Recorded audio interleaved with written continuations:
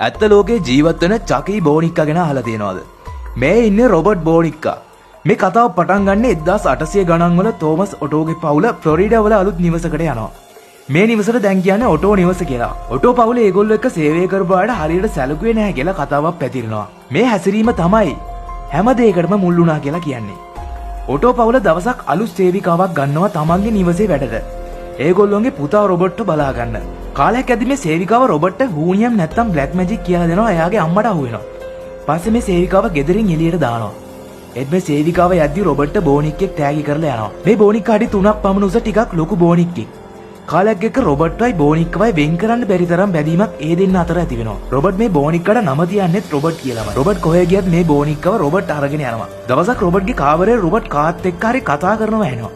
එයාගේ දෙමව්පියෝ ගිහිල්ලා ඇහුවම රොබර්ට් කියන්නේ එයා බෝනික් එක්ක කතා කර කර හිටියා කියලා. තවත් වෙලාවකට රොබර්ට්ගේ කාමරේ හයියෙන් කවුරු හරි hina වෙනවා එනවා. එතකොට ගිහිල්ලා බලද්දි ඉන්නේ රොබර්ට් විතරයි. ඉතින් මේ වගේ අద్భుත දේවල් ගොඩක් මේ නිවස ඇතුලේ සිදු වෙනවා. අද වෙලදී මේ රොබර්ට් කියන බෝනික්කා ඉන්නේ ඊස්ට් මහඩලෝ කෞතුකාගාරේ. මේක තියෙන්නේ ෆ්ලොරිඩා වල. ඉතින් රොබර්ට් ඔටෝ නිවසින් ආවත් වෙන අద్భుත සිදුවීම් නම් නැවතිලා නැහැ. ඉතින් මෙතන වැඩ කරන සේවිකාවක් කියන විදිහට මම තමයි මෙතනින් අන්තිමට යන්නේ. මම මේ වැඩ ඔක්කොම ඉවර කරලා ලයිට් ඕෆ් කරලා මේ යනවා. එදින් දවසක් මම සුද්ධ කර කර ඉද්දි මගේ ඈ කොනින් මට පේනවා රොබර්ට් එහාට මෙහාට චලනය වෙනවා. ඉතින් මම රොබර්ට් දිහා බලද්දි එකපාරම රොබර්ට් නවතිනවා. ඊට පස්සේ මේ කෞතුකාගාරයට ආපු පුද්ගලයෙක් කියන විදිහට මම මේ ඔක්කොම බොරු කියලා හිතුවේ. ඇත්තටම මම මේවා විශ්වාස කරේ නෑ. ඉතින් කෞතුකාගාරයට ආවට පස්සේ මමයි මගේ යාළුවෝ රොබර්ට් ඉස්සරහට ගිහලා රොබර්ට්ට විහිළු කර කර හිටියා. ඉතින් ටික වෙලාවකින් එහෙමම ඉද්දි ලොකු බඩේ කැක්කුමක් ආවා. රොබර්ට් ඉන්න තැනින් එළියට යනකම් මට ඒ බඩේ කැක්කුම නැවතුනේ නෑ.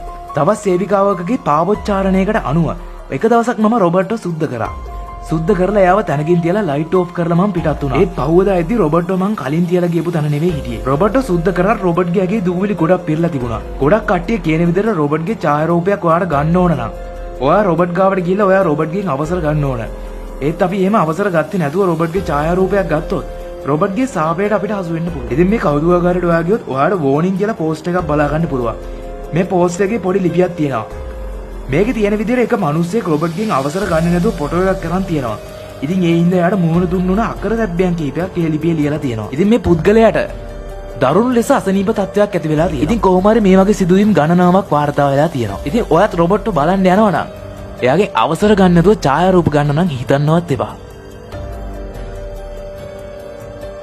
ඉතින් මේ වගේ අద్భుත දේවල් දැන ගැනීමට අදිසි අපිව ෆලෝ කරන්න.